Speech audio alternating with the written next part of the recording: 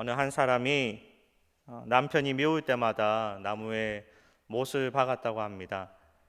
많이 미울 때는 큰 잘못을 했을 때는 큰 못을 박고 조금 상처를 줄 때는 작은 못을 박았다고 합니다. 그렇게 못이 하나하나 늘어났습니다. 어느 날 아내가 남편을 불렀습니다. 보세요. 여기 박혀 있는 못을 보세요. 이 못은 당신이 잘못할 때마다 하나씩 박았던 못입니다. 나무에는 크고 작은 못이 수없이 박혀 있었습니다. 남편은 아무 말도 하지 못했고 그날 밤 박혀 있던 그 나무를 안고 부둥켜 안고 몰래 울었다고 합니다. 그 후 남편이 많이 달라졌습니다. 아내를 지극히 사랑하며 아꼈습니다.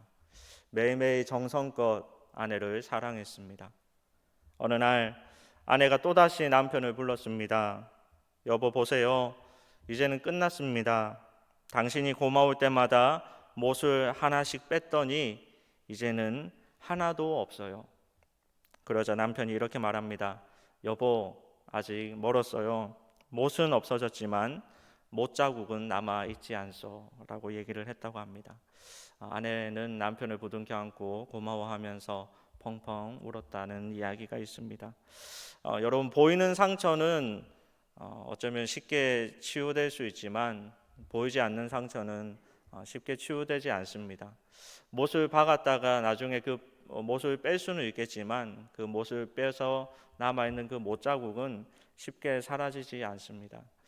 어쩌면 우리의 삶 가운데 특별히 우리 가정에서 우리의 말과 행동이 때로는 못을 박을 때도 있고 또 어쩌면 못을 뺄 때도 있겠지만 그 남아있는 그 마음의 흔적들, 상처들은 여전히 남아있는 그런 상처로 살아갈 때가 있습니다. 혹시 우리가 그 못을 박는 그런 행동, 말, 그런 언행들을 하고 있지는 않습니까? 사람은 변하면 죽는다라는 말이 있죠. 이것은 사람이 갑자기 변했을 때 그동안 하지 않았던 일들을 했을 때 농담처럼 하는 말입니다. 또 이런 말이 있습니다. 철들자 망령이다. 이제 다 늙어서야 철이 들었다라는 말을 비꼬아서 하는 말입니다. 그런데 또 이런 말이 있습니다. 사람은 쉽게 죽지 않는다. 여러분, 사람은 변해야 합니다. 그 변함으로 인해서 쉽게 죽지 않습니다. 그리고 오히려 죽일 것을 죽임으로써 더 좋은 것이 살아나는 그런 인생이 되는 것입니다. 오늘 말씀에서 우리가 너무나 잘 아는 말씀인데 또 한편으로는 너무나 무거운 말씀입니다. 이 많은 성경 구절을 읽을 때마다 마음이 그렇게 막 편한 마음은 없죠. 왜냐하면 저희가 말씀을 가까이 하면 할수록 더 저희들의 부족한 모습들을 발견하게 되니까 대부분 성경을 깊게 읽으시는 분들은 교만하지 않고 점점 더 겸손해지고 낮아집니다. 그런데 특별히 오늘 읽었던 말씀은 조금 더 심한 것 같습니다. 왜냐하면 가정에서 잘하기가 쉽지 않거든요. 그래서 저는 개인적으로 이 말씀을 처음에 이제 저희가 100일의 책임이라서 본문이 정해져 있잖아요. 왜 하필 이 말씀이 전가라는 그런 생각을 했습니다. 가장 취약한 부분에 가정에 대한 부분이기 때문에 너무나 중요한 것이 가정이고 또 너무나 힘든 부분이 가정인 것 같습니다. 오늘 말씀에 하나님께서 베드로를 통해서 아내가 남편에게 그리고 남편의 아내에게 어떻게 대해야 하는지를 설명하고 있습니다. 여러분 한마디로 말하면 뭘까요? 잘해라는 것이죠. 잘하는데 어떻게 잘해야 되느냐? 아내는 남편에게 순종하고 바른 행실, 마음의 단장을 하고 남편은 아내에게 연약한 그릇으로 알고 조심히 귀히 여기는 그런 모습을 그런 삶을 살아라라는 것인데 말씀을 조금 더 자세히 보면 조금 전에 제가 말씀드린 것만 캐치하면 말씀을 깊이 안 읽은 거예요. 조금 더 자세히 보면 이 부부의 관계만이 단순하게 좋은 관계를 위한 것이 아니다라는 것을 성경을 통해서 알 수 있는데, 오늘 세 가지를 살펴보려고 합니다. 그 첫 번째가 무엇이냐면 가정에서 성도의 삶은 구원에 이르게 합니다. 베드로전서 3장 1절에 이렇게 말씀합니다. 아내들아 이와 같이 자기 남편에게 순종하라. 이는 혹 말씀을 순종하지 않는 자라도 말로 말미암지 않고 그 아내의 행실로 말미암아 구원을 받게 하려 함이니라고 말씀합니다. 그 아내의 행실로 말미암아 무엇을 받게 한다 말씀합니까? 구원입니다. 여러분 인생을 살아가면서 구원보다 중요한 것이 과연 있을까요? 여러분 누가 해준 밥이 제일 맛있습니까? 남이 해준 밥이 제일 맛있다라고 다들 그러시는데 대부분은 어머니의 밥이 제일 맛있습니다. 우리가 가장 그립고 가장 맛있는 밥은 어머니가 해주는 밥입니다. 여러분 왜 어머니가 해주는 밥이 가장 맛있고 그리운 줄 아십니까? 우리 어머니가 특급 요리사입니까? 아니죠. 평범하지만 어머니가 당연히 요리도 잘하시지만 그 음식을 차릴 때 무엇이 들어가니까? 사랑과 정성이 들어가기 때문입니다. 그래서 그 밥이 맛있고 그 밥이 생각나는 것입니다. 남편과 아내의 관계도 마찬가지입니다. 사람은 사랑이 필요하고요, 정성이 그립습니다.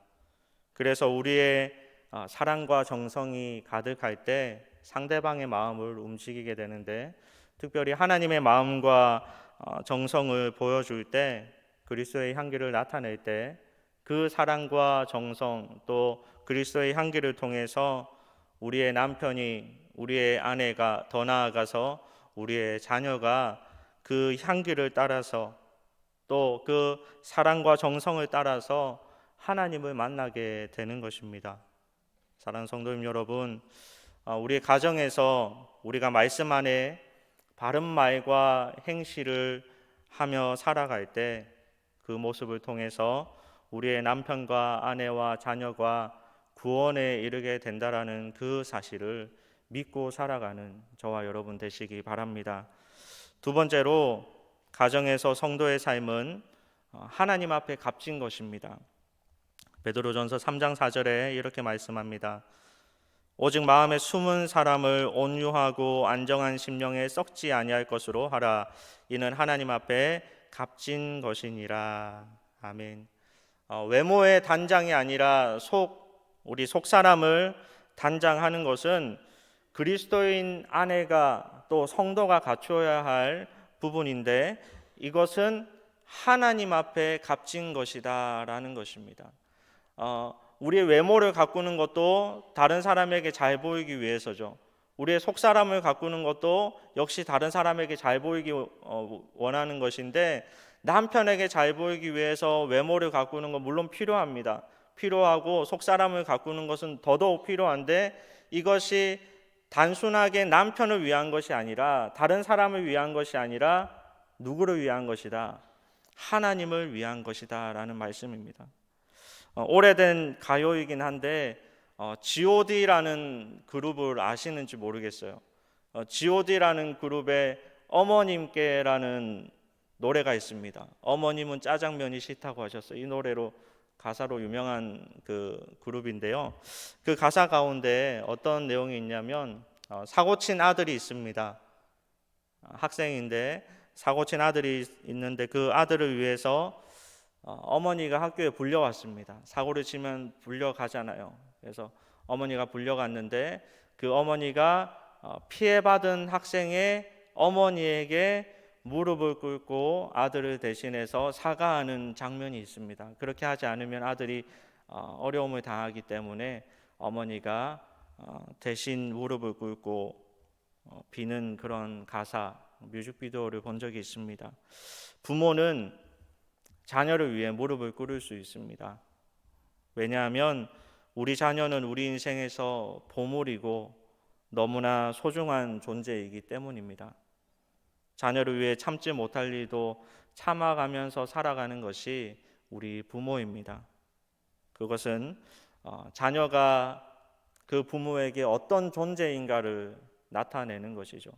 마찬가지로 우리 하나님을 위해서 가정에서 인내하며 살아가는 것, 때로는 내가 잘못하지 않았지만 내가 무릎을 꿇고 내가 참으며 오히려 살아가야 되는 것, 그것은요, 하나님이 나에게 우리 인생에 내 삶에 어떤 존재인지 얼마나 소중한지를 나타내는 그런 행동인 것입니다.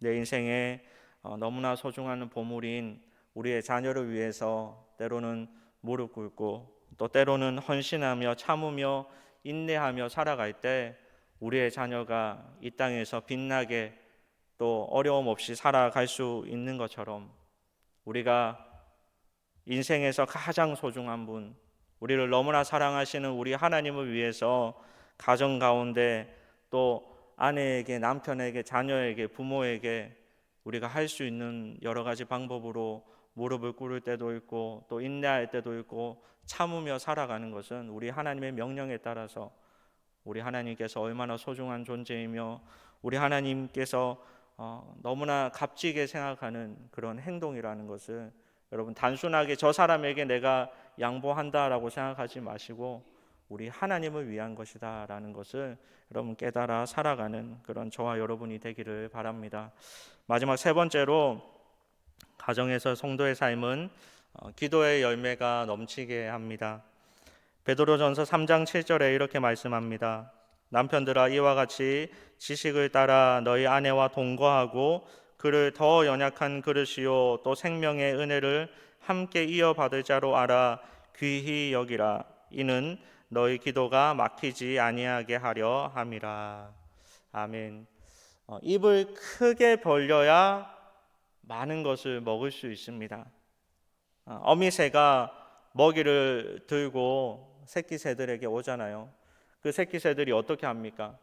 어미새를 향해서 입을 엄청나게 크게 벌리잖아요. 입을 닫고 있지 않고 입을 크게 벌리는 새에게 어미새가 주는 것입니다. 기도는 우리 하나님께서 예비하신, 이미 저와 여러분을 위해서 예비하신 양식과 은혜를 받는 가장 기본적이고 너무나 중요한 행동이 기도입니다. 그런데 우리가 가정에서 믿음의 남편으로 믿음의 아내로 살아가지 못할 때 이 중요한 기도가 어떻게 된다고요? 막힌다라는 것입니다. 말을 하려고 할 때 여러분 그 말이 막힙니다. 하나님께 사랑과 정성을 다해서 기도하려고 하는데 조금 전에 아내에게나 남편에게나 자녀에게나 부모에게까지 내가 말과 행동을 악한 말과 행동을 했다면 어떻게 내가 하나님 앞에 바르게 기도할 수 있겠습니까? 그 기도가 입 자체가 막히는 거예요. 또 두 번째로 보면 기도의 응답도 막히게 됩니다. 우리가 잘 아는 말씀인데 마가복음 11장 25절 말씀을 다 함께 읽겠습니다. 서서 기도할 때에 아무에게나 혐의가 있거든 용서하라. 그리하여야 하늘에 계신 너희 아버지께서도 너희 허물을 사하여 주시리라 하시니라. 아멘. 또 마태복음 5장 23절 24절 말씀도 함께 읽겠습니다. 그러므로 예물을 제단에 드리려다가 거기서 내 형제에게 원망 들을 만한 일이 있는 것이 생각나거든 예물을 제단 앞에 두고 먼저 가서 형제와 화목하고 그 후에 와서 예물을 드리라. 아멘. 한마디로 우리가 가정에서 올바른 성도의 삶을 살아갈 때 그 막히는 것이 열리게 된다라는 것입니다. 우리의 삶이 용서의 삶이 되고 이해의 삶이 되고 인내의 삶이 될 때 우리 하나님 아버지께서 우리를 용서하시고 이해하시고 인내하시고 또 우리 가정에서 우리가 아내와 남편과 자녀와 부모와 화목할 때 우리 하나님께서 우리와 화목의 모습을 보여준다라는 것입니다. 사랑하는 성도님 여러분, 가정은 이렇게 중요합니다. 그런데 가정은 너무나 중요하지만 너무나 어려운 것이 가정입니다. 그래서 하나님께서 항상 말씀하시는 것이 사람에게 대하듯 하지 말고 하나님에게 대하듯 하라라는 것입니다. 우리의 삶이 온전한 성도의 삶으로서 가정에서 드려질 때 믿음의 남편이 되고 믿음의 아내가 되고 믿음의 자녀가 되고 믿음의 부모가 되어질 때 그것은 우리 가정을 구원으로 이끌게 하는 것이고 그것은 하나님 앞에 값진 것이며 그것은 우리의 기도가 열리게 하는 것이라는 그 놀라운 은혜와 사실을 기억하면서 우리 가정에서 성도의 삶, 가정에서도 성도의 삶을 바르게 살아가는 저와 여러분의 인생이 되기를 주님의 이름으로 간절히 축복합니다.